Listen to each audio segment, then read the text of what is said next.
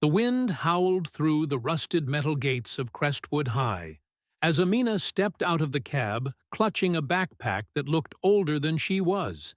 Its straps worn and stitched by hand, the fabric faded in a way that suggested every thread carried a story. But no one at the school noticed her quiet entrance. Not the buzzing students swapping TikToks, not the teachers comparing morning coffee, not even the guidance counselor who'd been assigned to ease her transition. But Amina didn't need help fitting in. She wasn't here to fit in. She was here to disappear, to bury what had happened in the last town, to outrun the strange incident that made her mother sob into her hands and whisper, "We have to leave." Again. And though she had tried to live a normal life, be a daughter, a student, just a teenager, the truth always followed her, that strange, cold thing buried deep inside, like a lock waiting for the wrong key. And by lunchtime, the rumors had begun, as they always did. She doesn't talk. She's probably mute. Why does she stare at people like that? And when Brianna, the queen of the hallways, heard her name, she rolled her eyes and declared, "Let's see what the freak does when someone actually says hi." And with her entourage in tow, Kayla, Jace, and the twins Maddie and Maya, they strutted toward Amina, who sat alone near the lockers, sketching something into her notebook with intense focus, not noticing, or choosing not to notice, the group approaching until Brianna leaned in and said with a saccharine smile laced with poison, "Hey, new girl. You lost or just allergic to friends?" And when Amina looked up, the temperature in the hallway seemed to drop. Not literally, but enough to make Jace rub his arms and say, "Damn, is it cold in here or just me?" And Kayla muttered, "She's creeping me out." But Brianna, smelling blood, pressed on, snatching Amina's notebook and flipping through the pages, her smirk faltering when she saw the sketches, people's faces, disturbingly accurate, each one showing emotion so raw it looked like they were screaming silently from the paper. And then one face caught Brianna off guard. Her own, twisted in rage, tears running down her cheeks. And above it, written in strange looping letters, were the words, "A minute later, you'll beg." And Brianna froze, the notebook falling from her hand as she laughed awkwardly. "What the hell is this? You threatening me?" But Amina only stood up slowly, her voice quiet but cutting. "No, I'm warning you." And for a moment, just a moment, everyone felt something shift, as if the shadows in the hallway leaned closer, as if something ancient had opened one eye. But Brianna wasn't the kind of girl who backed down, not when she had an audience. So she stepped forward, yanked Amina's hood off her head, and said, "Let's see if you're hiding horns under there." And the second her fingers touched Amina's skin, everything changed.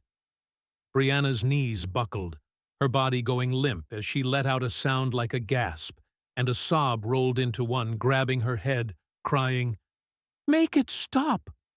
Make it stop!" And the others backed away in shock, unsure what was happening. Kayla trying to help her, but screaming when her own hand brushed Amina's arm, and a flood of invisible guilt slammed into her like a wave, drowning her in memories she thought she'd buried. Every cruel word, every lie, every act of casual evil she'd committed. And within seconds, the once dominant bullies were on the floor, crying, begging, shaking, and the hallway had gone silent except for their broken pleas, while Amina simply stood there, not angry, not even smug, just calm, like a storm that had passed through and left clarity in its wake. And when a teacher finally rushed in demanding answers, no one could explain what happened. No one but Amina, who gathered her sketchbook from the ground, looked at the weeping group, and said, "They touched something they didn't understand," before walking away, her footsteps echoing down the hall like a prophecy. By the next morning, the school was buzzing with stories, twisted versions of the truth slithering through whispers. Some said Amina was a witch. Others said she was possessed. And a few believed she was an alien, something not of this world. But none of them understood what had truly happened in that hallway, because none of them knew where Amina came from, what she carried, and why her eyes sometimes shimmered with something too heavy for a teenage girl to hold alone. And though she had hoped Crestwood would be different, she'd always known this moment would come, just as it had in the 3 towns before. The confrontation, the pain, the fear, and the inevitable question that followed. What is she? But this time, something was different. Because after the chaos in the hallway, after Brianna's tear-streaked breakdown and Kayla's hospital visit for what the doctors called a psychosomatic panic episode, one person stayed behind when the crowd cleared. A boy named Daniel, who had never laughed with the others, never pointed or whispered, just watched from the back of the room with eyes too tired for a 16-year-old. And that afternoon, as Amina sat under the old willow tree by the field, her sanctuary, her hiding place, Daniel approached with careful steps and said, "I don't care what they say. I saw what you did, and I don't think you're a monster. I think you're just tired of being hurt." And for the first time in weeks, Amina looked up and didn't see fear in someone's eyes. She saw understanding, a rare thing, a gift. And when she didn't respond, Daniel sat beside her in silence, until finally she whispered, "My mother told me that I was born different. Not cursed, not magical, just open, like a door that never fully shuts. And when people get too close, they step through me and face everything they try to bury." And Daniel nodded slowly, not interrupting, not scoffing, just listening as she continued, "I don't make people feel pain.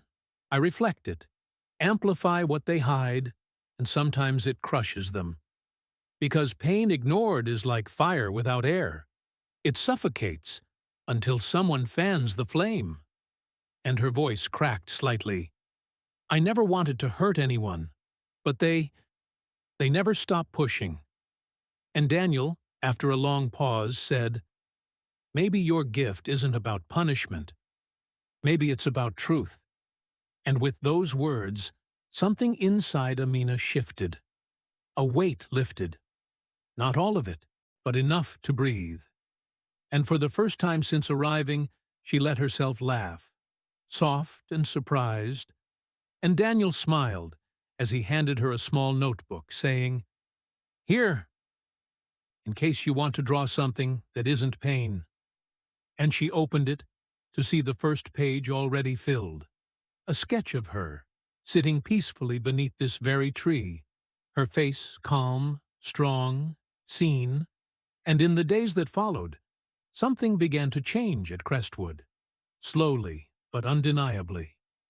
The bullies didn't return to power, because no one listened to them anymore, not after what had happened. And the students who used to laugh at cruelty started looking at their own reflections differently. Some even approaching Amina with quiet apologies, not out of fear, but out of awakening.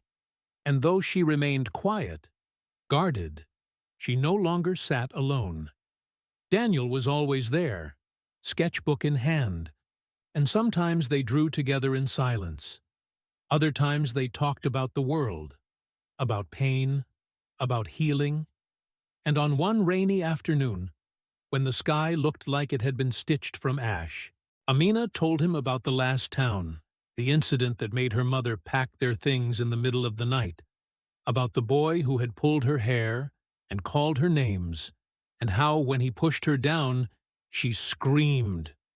Not words, just a cry from deep inside.